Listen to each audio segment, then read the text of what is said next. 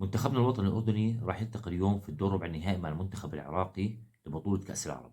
منتخبنا الوطني الأردني بعيدا عن الحب والعاطفة له قادر إنه يفوز على المنتخب العراقي بنتيجة ممتازة جدا. شفنا أداء منتخبنا الوطني الأردني، هو المنتخب الوحيد اللي جاب 9 نقاط في دور المجموعات، قادر انه يفوز على المنتخب العراقي. ما بتحكي بكل سهوله، ولكن في امكانيات، في كواليتي لاعبين قادرين انهم يصنعوا الفارق ضد المنتخب العراقي.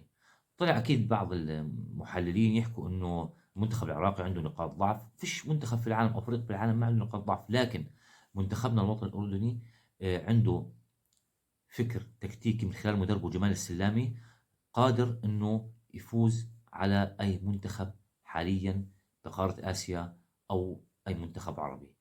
منتخبنا الوطني الأردني بيلعب بطريقة، بحالة الهجوم بيلعب بطريقة 3-4-3، وبحالة الدفاع بيلعب بطريقة 5-3-2. أنا بستغرب في محللين عراقيين طلعوا حكوا إنه منتخب الوطني الأردني بحالة الارتداد إلى الدفاع بفضل نص الملعب. لا، منتخبنا الوطني الأردني بحالة الارتداد إلى الدفاع بكون 3-4-3، برجع 5-3 بالوسط، 2 بالأمام.